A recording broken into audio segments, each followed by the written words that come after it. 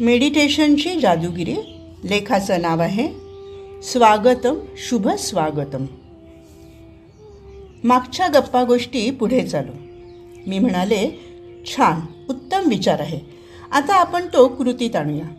बोला, कोण कोण काय काय करणार आहे, ज्यामुळे 31 डिसेंबर अर्थात नवीन वर्षाचं स्वागत मोठ्या दिमाखात आणि सुसंस्कृतपणानं करता येईल. अक्षय म्हणाला, 31 डिसेंबरपेक्षा 1 जानेवारीला पहाटे स्वागत केलं तर?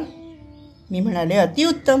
उगवत्या सूर्यानेच खरा नवीन दिवस, नवीन वर्षाला सुरुवात होत असते. छान प्रस्ताव आहे. अक्षय म्हणाला, मी मित्रांसमवेत पहाटेची गाणी हा कार्यक्रम सादर करीन. आमच्या ग्रुपमध्ये कराओकेवर गाणारे बरेच मित्रमैत्रिणी आहेत. उद्याच निमंत्रण पत्रिका घेऊन येतो.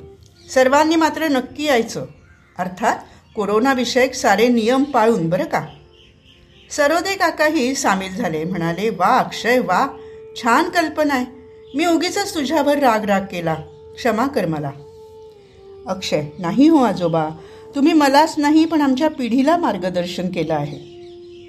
डॉक्टर नंदाताई म्हणाल्या, हो, मला वाटतं आम्ही मैत्रिणी सकाळी मॉर्निंग वॉक करणाऱ्या सगळ्या व्यक्तींना भेटून त्यांची ब्लड शुगर तपासू आणि त्यांना पुढील डॉक्टरी सल्ला देऊ. सिंधू काकू, वा, छान नंदाताई, सुंदर प्रोजेक्ट. आम्ही पण आमच्या भजनी मंडळाद्वारे समोरच्या बागेत भजनांचा कार्यक्रम करू. सकाळी सकाळी गवती चहा आणि सोयाबीनची हेल्दी बिस्किटं देऊ, मजा येईल. किशोरदा म्हणाला, आम्ही वृद्धाश्रमात जाऊन त्यांना आवश्यक असलेले गरम कपडे, स्वेटर, शॉल इत्यादी देऊ. त्यांच्या समवेत सकाळचा नाश्ता करू. सुजाताताई म्हणाल्या, आम्ही परवानगी घेऊन कारागृहात जाऊ. तेथील कैदी बांधवांना रोज सकाळी कमीत कमी महिनाभर योगासन, प्राणायाम, ओंकार, मेडिटेशनचे धडे देऊ. सर्वांनी जोरदार टाळ्या वाजवल्या. छोटी 60-60 वर्षाची सीमाही उपस्थित होती. ती म्हणाली, मी पण करणार. तिची आई म्हणाली, बोल बाळा, तू काय करणार? सीमा म्हणाली, मी आमच्या घरी असणाऱ्या मनीमाऊला दूध पाजणार आणि शेजारची तिची मैत्रीण काळी माऊ तिलाही बोलवून खाऊ देणार. माझ्या भावल्यांना नवीन कपडे आणणार. सीमाचं सर्वांनाच कौतुक वाटलं. छोटीशी सीमा, पण विचार मात्र मोठे होते. 18 वर्षाची मंजिरी म्हणाली की 1 जानेवारीला जे जे भेटतील त्यांना मी एक तुळशीचं रोप भेट देणार आणि त्याविषयीची शास्त्रीय माहितीही सांगणार. गोदावरी आजी म्हणाल्या, मी आमच्या सोसायटीतील फक्त मुली असलेल्या परिवारांचा यथोचित सत्कार करून स्त्री जन्माच्या स्वागताचं महत्त्व समजावून सांगणार. असं प्रत्येकीनेच आपापल्या विधायक सकारात्मक कार्याची माहिती सांगितली.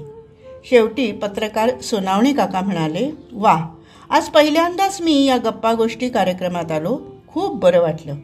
मी सुद्धा तुमच्या सर्व कार्याला वर्तमानपत्रातून प्रसिद्धी देईन.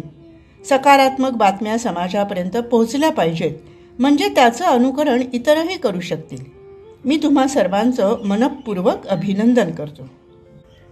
मी म्हणाले, थँक्यू सर, थँक्यू. नकारात्मक बातम्यांचं उधाण तर सगळ्या वृत्तपत्रातून, सगळ्या पानातून झिरपतं.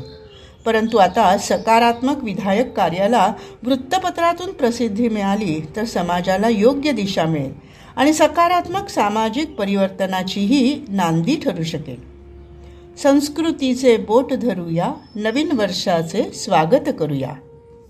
हा लेख इथेच समाप्त होत आहे.